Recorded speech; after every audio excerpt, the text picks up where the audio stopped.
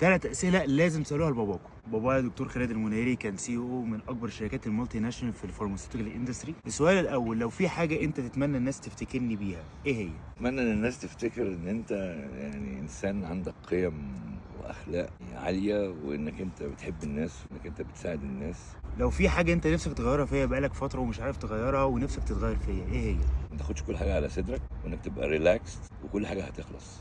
فعلا من جواك هل انت فخور بيا؟ جدا طبعا، فخور بيك واللي بتعمله وبالتاثير بتاعك وبنجاحك. الفلوس اللي انت صرفتها عليا في التعليم بابايا صرف عليا، بابايا ما بيبخلش عليا خالص. احسن مدارس واحسن جامعات وجامعه بره وهنا AUC وبره امريكا. لولا الراجل ده ما كنتش بقيت بني ادم دلوقتي، وما كنتش بقيت اعرف اتكلم كلمتين على بعض. صبر عليا برغم ADHD وبرغم حاجات كتيره قوي.